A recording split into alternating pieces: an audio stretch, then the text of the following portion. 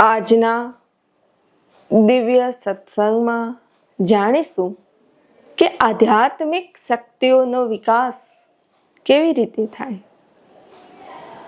જેવી રીતે આખો દિવસ કાર્ય કર્યું હોય,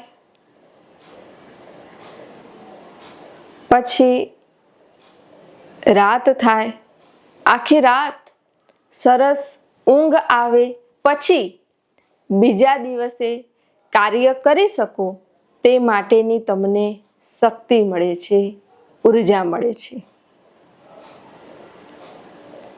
તમે ખૂબ બોલ બોલ બોલ બોલ કર્યું હોય અને થોડી વાર તમે શાંત બેસો તો પણ તમને શક્તિ અને ઉર્જા મળે છે, જેથી તમે વધારે હજુ બોલી શકો, વાતચીત કરી શકો. આખો જન્મ આ કાર્ય કર્યું, તે કાર્ય કર્યું, આમ કર્યું, તેમ કર્યું, જીવી જીવીને આ જીવને થાક લાગી જાય. પછી મૃત્યુ થાય એટલે વિરામ મળે અને નવો જન્મ લેવાની, જીવવાની, આગળ વધવાની શક્તિ મળે, ઉર્જા મળે. આ પૃથ્વી પર, આ વિશ્વ બ્રહ્માંડમાં જ્યારે પ્રાગટ્ય થઈને, નવી નવી રચનાઓ થઈને, નવા નવા આવિષ્કાર થઈને બહુ બધું થઈ ગયું અને છેલ્લે નવું સર્જન થવાનું હોય એટલે પ્રલય થાય અને પ્રલય પછી ઉર્જા, શક્તિ મળે અને નવું નિર્માણ થાય. કહેવાનો તાત્પર્ય, વચ્ચે વિરામની ખૂબ આવશ્યકતા છે, વચ્ચે શાંતિની બહુ આવશ્યકતા છે, વચ્ચે મૌનની ખૂબ આવશ્યકતા છે. માટે મૌન અને શાંતિ, આનાથી જ તમે જીવનમાં પ્રગતિના પંથે પ્રયાણ કરી શકો છો. તમારી ભીતર મૌન અને શાંતિ હોય તો જ આધ્યાત્મિક શક્તિઓ વિકસિત થાય છે. જીવનમાં હંમેશા સંયમ ખૂબ જરૂરી છે. કોઈ એકાદ મનુષ્ય હોય એ બહુ બોલ બોલ બોલ બોલ કરતો હોય, તમે જ્યારે જુઓ ત્યારે બોલતો જ હોય, આખો દિવસ બોલ્યા જ કરે. અને તમે એ નોટિસ કરજો કે એ મનુષ્યનું કોઈ સાંભળતું નહીં હોય, કોઈ એની વાતને ધ્યાનમાં લેતું નહીં હોય. બધા શું સમજતા હશે કે હવે આદત છે બોલ બોલ કરવાની. માટે એ મનુષ્યને પહેલું તો બોલ બોલ કરે છે, કોઈ કિંમત નથી. બીજું, એની શક્તિઓ વપરાય છે, કોઈ લાભ થતો નથી. એના કરતા જીવનમાં એવી ટેવ પાડો, જરૂર હોય એટલું બોલવું, સારપૂર્વક બોલવું અને અમુક સમય મૌન પાળવું. મૌન રહેવાના બહુ મોટા ફાયદા છે, બહુ બધા ફાયદા છે. તમે મૌન રહો તો કદાચ જૂઠું બોલવાનું હોય એનાથી બચી જાઓ, ઝઘડો થવાનો હોય એનાથી બચી જાઓ, ઘણા બધાથી બચી શકાય મૌન પાળવાથી. કોઈ બે માણસ હોય, પતિ પત્ની, અને પતિએ બોલતો હોય અને સામે પત્નીએ બોલતી હોય તો શું થાય? ઝઘડો વધે. એના કરતા એક જણ મૌન પાળી લે, ઝઘડો શાંત થઈ જાય, સુલેહ થઈ જાય. મૌન એ ઉર્જા છે, મૌન એ શક્તિ છે. ઘણા મહાપુરુષોએ કહ્યું છે કે કોઈ તમારી જોડે કદાચ ઝઘડો કરતું હોય કે તમને કંઈ કહેતું હોય કે કદાચ કોઈ એવા શબ્દોનો પ્રયોગ કરતું હોય તો તમારે તાત્કાલિક એનો જવાબ નહીં આપવાનો, અડધો કલાક પછી જવાબ આપવાનો. અને અડધો કલાક જતો રહેશે ને તમે જોશો ને તો એ ઉર્જા, જે નેગેટિવ ઉર્જા હતી એ પણ જતી રહી હશે. તમારું મન, તમારી બુદ્ધિ, મસ્તિષ્ક બધું શાંત થઈ ગયું હશે અને પછી ઝઘડો કરવા જેવું કંઈ હશે જ નહીં, કંઈ જ નહીં રહે. ઝઘડો ક્યારે થાય? સામેવાળું ખૂબ બોલતું હોય ને એની સામે ખૂબ બોલતું હોય ત્યારે. એક જણ શાંત થાય એટલે ઝઘડો સમી જાય. મૌન, જેટલું તમે સંયમિત બોલશો, માપનું બોલશો, સાર ગર્ભિત બોલશો અને પૂછે એનો જવાબ આપશો, એટલી જ તમારી શક્તિ વધશે, તમારી આભા વધશે, તમારામાં ઉર્જા આવશે, ચૈતન્ય આવશે, એક પ્રકાશિત ઓરાનું નિર્માણ થશે. અનુભવ કરીને જુઓ કે આજે અડધો કલાક કંઈ જ બોલવું નથી, આજે 1 કલાક કંઈ જ બોલવું નથી, બસ શાંતિથી બેસો. બેસીને ભીતર જે પણ ચાલી રહ્યું છે તેની તરફ દ્રષ્ટિ રાખો. પોતાના મૌન સ્વરૂપને યાદ કરો, પોતાના શાંતિ સ્વરૂપને યાદ કરો, જ્યાં કોઈ ખળભળાટ નથી, હું ને તું નથી, તારું મારું નથી, રાગ દ્વેષ નથી, આમ તેમ નથી, કોઈ વિચારો નથી, કશું જ નથી, જ્યાં બસ શાંતિ છે, મૌન છે, આનંદ છે, બસ જ્યાં નિર્વિચાર સ્થિતિ છે, ઉર્જા છે, આનંદ છે, એ તમારા પોતાના મૂળ સ્વરૂપને યાદ કરો. એ સ્વરૂપને યાદ કરીને થોડી વાર તમારી ભીતર વિશ્રાંતિનો અનુભવ કરો, વિશ્રાંતિની અનુભૂતિ કરો. શાંતિથી બેસી જાઓ. દિવસમાં કાર્ય કરતા કરતા 5-10 મિનિટનો સમય મળ્યો, શાંતિથી બેસો. હું શાંત સ્વરૂપ છું, હું આનંદ સ્વરૂપ છું, હું શાંતિ સ્વરૂપ છું, હું પ્રેમ સ્વરૂપ છું, હું જ્ઞાન સ્વરૂપ છું, હું શુદ્ધ બુદ્ધ ચૈતન્ય સ્વરૂપ છું. બસ એટલું સ્મરણ કરો. 72,000 નાડીઓમાં શાંતિ ફેલાઈ જશે, 72,000 નાડીઓમાં ઉર્જાનો સંચાર થઈ જશે, 72,000 નાડીઓમાં ચૈતન્યનો સંચાર થઈ જશે. આટલું બોલો તમે તમારું શારીરિક સ્વાસ્થ્ય, માનસિક સ્વાસ્થ્ય સારું થઈ જશે અને આધ્યાત્મિક રીતે પણ તમે ધીરે ધીરે ખૂબ પરિપક્વ થવા લાગશો. તમારા મૌન અને શાંતિ સ્વરૂપને જો તમે ઓળખશો તો થોડી વાર બેસી જાઓ, 5 મિનિટ. જરૂરી નથી કે દર વખતે આસન જોઈએ, સમય જોઈએ. જ્યારે સમય મળે ત્યારે બેસી જાઓ શાંતિથી. તમારા સ્વરૂપમાં સ્થિત થાઓ. તમને ત્યાંથી નવી ઉર્જા મળશે, નવી ચેતના મળશે. બોલવામાં, જોવામાં, આ બધામાં પ્રાણ શક્તિનો બહુ વપરાશ થાય. એ પ્રાણ શક્તિને સાચવીને ભીતર ઉતરી જાઓ, જેથી પ્રાણ શક્તિનો વધારો થશે. જેટલી પ્રાણ શક્તિ વધશે એટલી તમારામાં ઉર્જા વધશે, એટલું તમારામાં ચૈતન્ય વધશે અને એટલી જ તમારી ભીતર આધ્યાત્મિક શક્તિઓ વિકસિત થશે. શેનાથી વિકસિત થશે? મૌન અને શાંતિથી. તો આ બંને શબ્દ તમારા જીવનમાં લાવી જ દો. જીવનમાં સંયમ ખૂબ જરૂરી છે. જેના જીવનમાં સંયમ છે, જેના જીવનમાં ધીરજ છે, તેને ભીતર ખૂબ ખજાનો ખુલે છે, ખૂબ તેને ભીતરથી અલૌકિક જ્ઞાન પ્રાપ્ત થાય છે. તમે જુઓ, આ જીવ કેટલા અનંત જન્મો લેતો આવ્યો છે, બરાબર? દરેક જન્મમાં તેને ખાતા શીખવાનું, પીતા શીખવાનું, ઊભું થતા શીખવાનું, બોલતા શીખવાનું, ચાલતા શીખવાનું, બેસતા શીખવાનું, જમતા શીખવાનું. કેટલું જેમ કે પાછળનો જન્મમાં તે બોલીને, ચાલીને, બેસીને, ઉઠીને જ આવે છે, દોડતો જતો.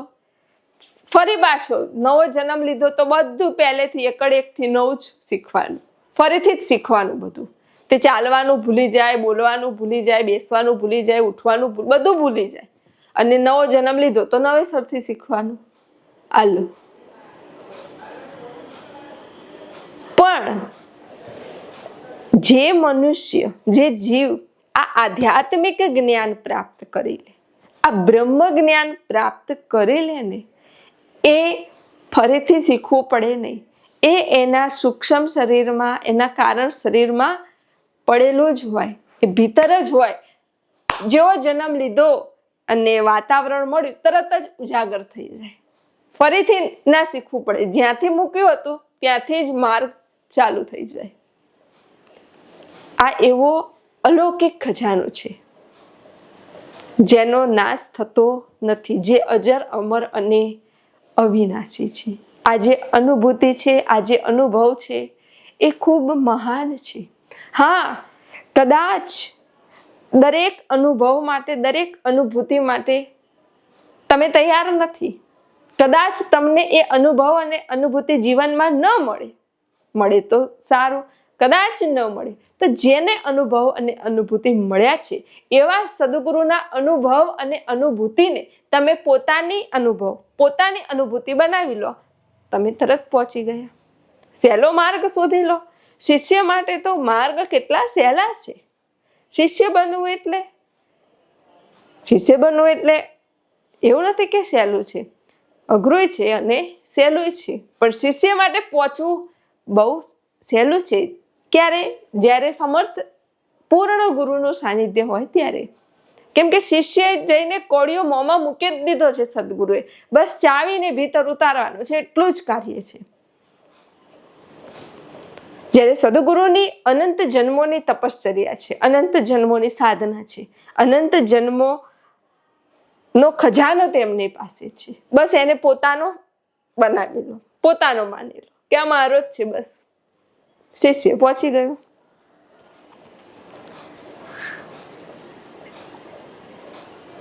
અને એટલા માટે જ આદિ અનાદિકાળથી ગુરુ મહિમા ગવાય છે, ગુરુના ગુણ ગવાય છે. શું કહેવાય છે? ગુરુ બ્રહ્મા, ગુરુ વિષ્ણુ, ગુરુ દેવો મહેશ્વરા, ગુરુ સાક્ષાત પરબ્રહ્મ, તસ્મૈ શ્રી ગુરુવે નમઃ.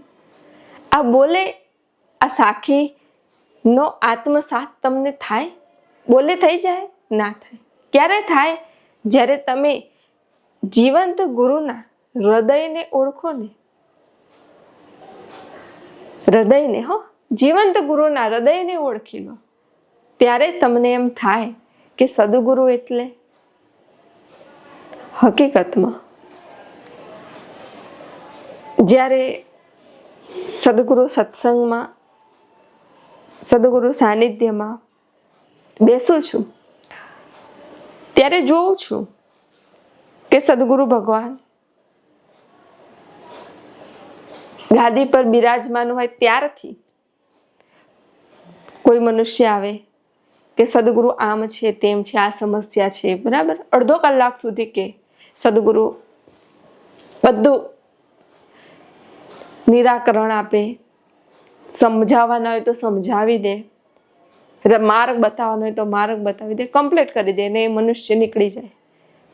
ફરી બીજો કોઈ મનુષ્ય આવે કે સદગુરુ આમ થયું, આજે આમ થયું, આમ છે, આનો માર્ગ બતાવો, એને માર્ગ બતાવે. કોઈ કદાચ ઝઘડો કરીને આવ્યા પતિ પત્ની, સમજાવે, મોકલી દે. કોઈ કષ્ટ લઈને આવ્યા, નિરાકરણ કરે, મોકલી દે. આખો દિવસ નહીં, આખો દિવસ અને રાત્રે પણ કોઈને કોઈ શિષ્યો આવતા હોય, કોઈનો ફોન આવતો હોય કે આમ છે, તેમ છે, આમ છે, તેમ છે, એ બધા કેટલા ઘર પરિવાર, કેટલા કુટુંબોનું ધ્યાન રાખવાનું. તમે વિચારો, તમને બેસાડે ને એક સોફા પર અને તમારા ઘરના જ 3 વ્યક્તિઓ તમને આવીને વારાફરતી 1 કલાક સુધી સમસ્યા સંભળાવે ને કે આમ છે ને તેમ છે, તો તમને માથું દુખવા આવે કે હવે આ આવે નહીં તો સારું. ઘરના જ આવે કલાક જ, તોય તમને એમ થઈ જાય કે હવે આ ના આવે તો સારું, મને શાંતિથી બેસવા દે, એમ થઈ જાય. પણ સદગુરુ લાખો પરિવાર, જેમના લાખો કુટુંબ આવે, સર્વના ઘરમાં શાંતિ સ્થાપિત કરે, સારું કરે, કલ્યાણ કરે અને સર્વને સાચો માર્ગ બતાવે. હકીકતમાં કેટલું અઘરું છે. ખોટા ગુરુ બનવું સહેલું છે, પણ સાચા ગુરુ બનવું ખરેખર કેટલું બધું સાંભળવાનું. તમે વિચારો કે સદગુરુ તમારું કેટલું બધું સાંભળે છે.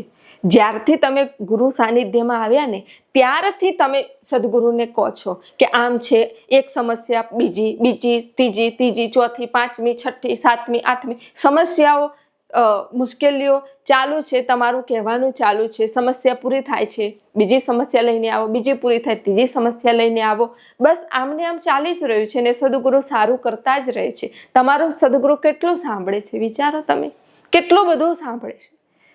અને હવે એ વિચારો કે તમે કેટલું સાંભળો છો.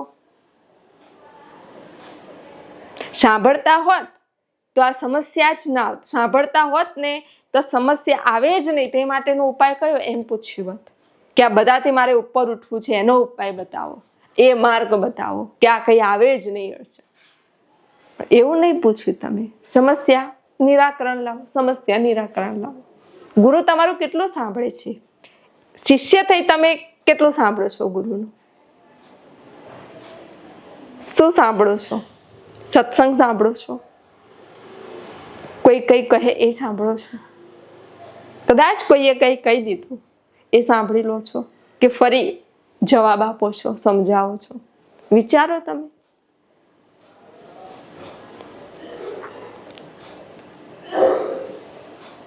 ગુરુ બ્રહ્મા, સદગુરુ બ્રહ્મ સાક્ષાત્કાર, બ્રહ્મ અનુભૂતિ કરાવીને આ માર્ગે પ્રયાણ કરાવે છે. આ માર્ગે આગળ વધો તે માટે તમારું પાલન પોષણ કરે છે. અને વચ્ચે કઈ અવરોધ આવે તો સંહારે કરે છે. એ ઘરમાં પણ અને ઘટમાં પણ, બંને જગ્યાએ સદગુરુ બ્રહ્મા, વિષ્ણુ અને મહેશની ભૂમિકા નિભાવતા હોય છે. માટે જ ગુરુ પરબ્રહ્મ તસ્મૈ શ્રી ગુરુવે નમઃ. એટલા માટે જ ગુરુને પરમાત્મા સ્વરૂપ કહેવામાં આવે છે. ગુરુને પરમાત્મા કહેવાય છે. કેમ કે સદગુરુ જ આ જીવને શિવ સ્વરૂપે લઈ જાય છે. હવે અમુક જીવો જે અનંત જન્મોથી ભટકતા હતા, વેમમાં, ભ્રમણામાં, ભ્રાંતિમાં, અહીંયા ત્યાં, ગુરુ કોણ, પરમાત્મા કોણ, સદગુરુ કોણ, કઈ ખબર ન હતી. બરાબર. જીવનમાં કેટલી અડચણ, કેટલી મુશ્કેલીઓ, કેટલા કષ્ટ હતા. હવે તે મનુષ્ય ગુરુચરણમાં આવે છે. ગુરુચરણમાં આવે થોડા વર્ષો થયા, હોઈ શકે 1 વર્ષ, 2 વર્ષ, 5 વર્ષ, 10 વર્ષ, 15 વર્ષ, 20 વર્ષ ચલો થયા. બરાબર. અને જીવનમાં કોઈ મુશ્કેલ પરિસ્થિતિ આવી, અને જીવનમાં કોઈ વિપરીત પરિસ્થિતિ આવી. જો કે સૂડીનો ઘાસ હોયથી જતો આવી. તરત જ આવું કેમ થયું?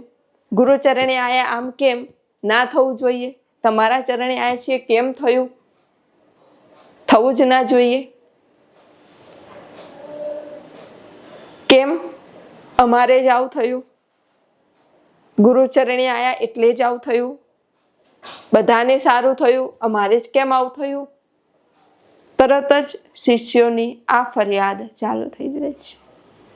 પણ હે જીવ, તો એ તો વિચાર કર, ગુરુ સાનિધ્યનું સેવન તે કેટલું કર્યું? થોડો સમય, થોડા વર્ષ, એટલું જ સેવન કર્યું. સેવન કર્યું એ તું પહેલા વિચાર કર. ખાલી ગુરુ ચરણમાં આવ્યા, સત્સંગ સાંભળ્યો, એ સેવન કર્યું ન કહેવાય. સદગુરુ ચરણમાં આવીને એ સત્સંગ ભીતર ઉતાર્યો, કેટલો વચન ઉપર ઉભો રહ્યો, કેટલો વચનમાં રહ્યો, એ વિચાર પહેલા. અને ગુરુ સાનિધ્ય તો થોડું સેવું, પણ પાછળના જે અનંત જન્મોના પોટલા છે એનું શું? અનંત જન્મોના જે કર્મો છે એનું શું? એ ક્યાં ગયા?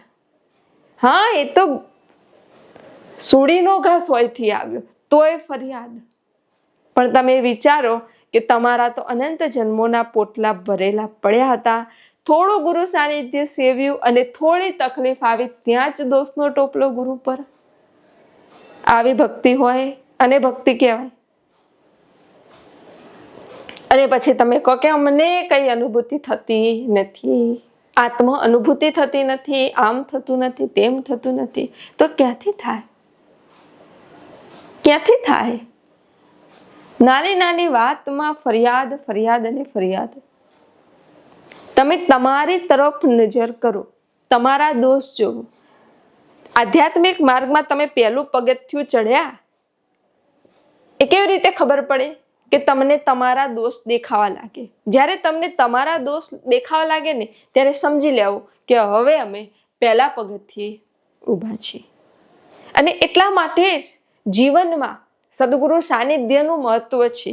એટલા માટે જીવનમાં સેવાનું મહત્વ છે. શેના માટે? છૂટવા માટે. આ કર્મ બંધનથી છૂટવા માટે આ સેવાનું મહત્વ છે, સત્સંગનું મહત્વ છે, દાનનું મહત્વ છે. દાનનો બહુ મોટો મહિમા છે. તમને ન ખબર પડે કે તમે આટલું આપ્યું અને કેટલું બધું કપાઈ ગયું, એ સદગુરુને દેખાતું હોય. એટલે જ દરેક ધર્મમાં દાનનો બહુ મોટો મહિમા છે. કેમ કે પૂર્વ જન્મમાં તમે કોઈનું કંઈ લીધું હોય, વધારાનું લઈ લીધું હોય, આ તે કોઈનું ખાધું હોય, આમ તેમ, એ બધું તમારે ભોગવવું પડે. કાં તો એને આપવા માટે નવો જન્મ લેવો પડે, કેટલાય કષ્ટ ભોગવવા પડે. એ બધું કાપીને એ ધન તમે સેવામાં આપ્યું, ગુરુ સાનિધ્યમાં આપ્યું, સેવા કાર્યમાં આપ્યું, એટલે તમે એ કર્મોથી મુક્ત થયા. અને અહીંયા એ કર્મો તમારા કપાઈ ગયા એ ધનથી. વિચાર કરો, એ ધનથી તમે કેટલું બધું પ્રાપ્ત કરો છો. એ ધન લઈને એને ચોખ્ખું કરીને ગુરુ તમારા કેટલા કર્મો કાપી દે છે, તમને દેખાય? એ સદગુરુને દેખાય. ક્યાં માટે જ ધર્મમાં દાનનો મહિમા છે, એટલો જ સેવાનો મહિમા છે. સેવાથી પણ આ કર્મ બંધનથી છૂટી શકાય છે. અને સત્સંગમાં બેસવાથી પણ પોતાના સ્વરૂપની અનુભૂતિ થાય છે અને કર્મ કપાય છે. તુલસી સંગત સંત કી કટે કોટી અપરાધ. પણ કેવો સંગ? આત્મ સ્વરૂપનો. શરીરથી નહીં, શરીરથી ગુરુ જોડે રહ્યા એ નહીં, આત્માથી એક થઈને, એક સ્વરૂપ થઈને તમે જે ગુરુ સાનિધ્યમાં બેઠા ને, એ સંગ કહેવાય. કોઈ રાગ નહીં, દ્વેષ નહીં, કોઈ ભીતરમાં વેમ નહીં, ભ્રમણા નહીં, ભ્રાંતિ નહીં, કશું જ નહીં. એક સ્વરૂપ થઈ તમે ગુરુ સાનિધ્યમાં બેઠા ને, એ સદગુરુનો સંગ કર્યો તેમ કહેવાય. આ સત્સંગ, આ સેવા અને આ દાનથી જ તમારો મનુષ્ય જન્મ સાર્થક થાય છે, સફળ થાય છે. નહીં તો છેલ્લે મૃત્યુ સમય પશ્ચાતાપ સિવાય તમારા હાથમાં કંઈ રહેશે નહીં. એક ડૉક્ટર હતા જે આઈસીયુમાં રહેતા હતા.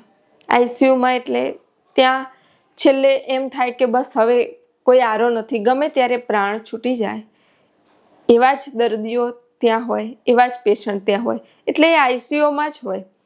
એટલે એ જોતા કે આઈસીયુમાં છેલ્લી ઘડીએ લગભગ 99.99% મનુષ્યો રડતા જ હોય, રોતા જ હોય. અને એ ડૉક્ટર એ મનુષ્યોને પૂછે, એમાં એક મનુષ્યને પૂછ્યું, કેમ રડે છે તું? આટલું બધું કેમ રડે છે? એટલે એને કીધું કે મને મારે આ જીવનની આખી કેસેટ દેખાય છે. છેલ્લે મૃત્યુ સમયે તમને તમારા આ જીવનની આખી કેસેટ દેખાય કે મેં આવું કર્યું, મેં આવું કર્યું, મેં આવું કર્યું, મેં આને આમ કીધું, મેં આને અપશબ્દ બોલ્યા, મેં આને આમ કીધું. બધું દેખાય, ખોટું કરેલું, સારું કાર્ય, બધું દેખાય તમને, આખી કેસેટ સામે આવે. એટલે એને કીધું કે મને મારા જીવનની કેસેટ દેખાય છે. કે શું દેખાય છે? કે મને દેખાય છે કે મેં કેટલાના દિલ દુભવ્યા, કેટલાને કટુ વચન કહ્યા, કેટલાનું અપમાન કર્યું, કેટલાનું ન જોઈતું લઈ લીધું, ઘણું બધું મેં ખોટું કર્યું. એ બધું મને દેખાય છે, એટલે હું રડું છું, ખૂબ રડું છું. પછી એનું રડવાનું ચાલુ હતું. એટલે ફરી ડૉક્ટરે પૂછ્યું કે હવે કેમ રડે છે? કે હવે એટલા માટે રડું છું કે જે કરવાનું હતું એ મેં ન કર્યું, અને જે નહોતું કરવાનું એ બધું હું કરીને બેઠો છું. જેના માટે હું આવ્યો હતો એ કાર્ય મેં ન કર્યું, અને જે કાર્ય માટે અહીંયા આવ્યો જ નહોતો એ બધા જ કાર્યો કર્યા. અને મને અફસોસ એ થાય છે કે મેં કેટલાના દિલ દુભવ્યા, કેટલાને અપમાન કર્યું, અભિમાનમાં, અહંકારમાં કેટલાને કટુ વચન કીધા, કેટલાને મેં માર માર્યો. એ બધું મને હવે દેખાય છે. અને અત્યારે જઈને મારે બધાને માફી માગવી છે. પણ અફસોસ અત્યારે હું એમની પાસે જઈ શકતો નથી, મળી શકતો નથી, માફી માગી શકતો નથી. કેમ કે હવે મારો આ છેલ્લો સમય છે, છેલ્લા શ્વાસ છે. મને બહુ પશ્ચાતાપ છે, હું બહુ દુઃખી છું, અને દુઃખમાં ને દુઃખમાં એના પ્રાણ છૂટી જાય છે. એ ડૉક્ટર જોવે છે કે 99.99% મનુષ્યો આવી રીતે રોતા રોતા દુઃખી થઈને પશ્ચાતાપ કરતા કરતા જ આ શરીર છોડીને ચાલ્યા જાય છે. તો હવે તમે વિચારો કે તમારે કેવી રીતે જવું છે? હસતા જવું છે ને? હસતા જજો. તો હસતા જવું હોય એના માટે જીવનમાં સારા કાર્ય, સત્કાર્ય ખૂબ જરૂરી છે, સેવા ખૂબ જરૂરી છે, પ્રેમ ભાવ ખૂબ જરૂરી છે, દાન ખૂબ આવશ્યક છે. આ બધું જીવનમાં ખૂબ જરૂરી છે. તમે કિંમત કરો, તમને જે મળ્યું છે એની કિંમત કરો. તમને આ મનુષ્ય જન્મ મળ્યો, આ મનુષ્ય શરીર મળ્યું, એ પણ ખૂબ હૃષ્ટપુષ્ટ તંદુરસ્ત મળ્યું, તમારા બધા અંગો સારા છે, વ્યવસ્થિત બધું કાર્ય થાય છે, તો એની કિંમત કરો. પરમાત્માને ધન્યવાદ કહો. તમે ભાગ્યશાળી, સૌભાગ્યશાળી છો કે તમને કમ્પ્લેટ અદ્ભુત દિવ્ય શરીર મળ્યું છે, સરસ સગવડતા મળી છે. તમારી આજુબાજુમાં જે પણ માણસો છે, જે તમારા કાર્યમાં મદદરૂપ થાય છે, તમને સમજે છે, એમના માટે તમારા જીવનમાં માન સન્માન હોવું જોઈએ, બધું હોવું જોઈએ. કેમ કે મનનો સ્વભાવ છે કે જે હોય ને એની કિંમત ન હોય, જે નથી એની પાછળ ભાગે. માટે તમે જે છે એની કિંમત કરો, એની કિંમત સમજો, તો જીવનમાં હર હંમેશ આનંદમાં રહેશો, ખુશ રહેશો, પ્રસન્ન રહેશો. માટે આ મનુષ્ય જીવન બહુ જ નાનું છે, ખબર પડે નહીં ક્યાં વર્ષો વીતી જાય. કહે છે ને ઘણા કે ખબર ન પડી 50 વર્ષ થઈ ગયા, ખબર ન પડી 60 વર્ષ થઈ ગયા, ખબર ન પડી 80 વર્ષ થઈ ગયા, ખબર નહીં પડે શરીર છૂટી જશે. માટે આનંદમાં રહો, પ્રસન્ન રહો, ખુશ રહો, પોતાના સ્વરૂપમાં રહો, પોતાના સ્વરૂપમાં મસ્ત રહો, વર્તમાનમાં રહો. ભૂતકાળને યાદ કરશો નહીં, ભવિષ્યની ચિંતા કરશો નહીં. વર્તમાનમાં અત્યારે હાલમાં જે છે, જ્યાં છો, જેમ છો, ખુશ રહો, પ્રસન્ન રહો. જેટલા ખુશ રહેશો, જેટલા પ્રસન્ન રહેશો, એટલું જ તમારું આભામંડળ સકારાત્મક થશે, તમારું આભામંડળ સારું થશે, અને તમારી આધ્યાત્મિક શક્તિઓ પણ વિકસિત થશે. માટે જાગો, પોતાની ભીતર જુઓ કે મારામાં કયા દોષ છે, અને દોષ કેવી રીતે દૂર થાય તે માટે ગુરુચરણમાં પ્રાર્થના કરો. જીવનમાં કોઈ ખોટું કાર્ય કર્યું હોય ને તો એ જલ્દી ભૂલાતું નથી, વારંવાર યાદ આવે છે. અને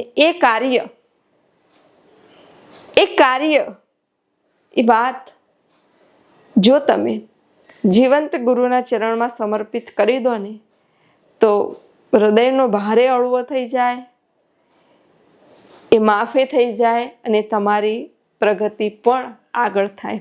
પણ સત્ય કહેવાની એ હિંમત જોઈએ, એમને એમ કહેવાતું નથી. માટે જાગો, પોતાના સ્વરૂપને ઓળખો, અને આ મનુષ્ય જન્મ લીધો એ સાર્થક કેવી રીતે થાય તે માટે મનન મંથન નિધિધ્યાસન કરો. આપ સર્વના હૃદયમાં બિરાજમાન પરમાત્માને પ્રણામ.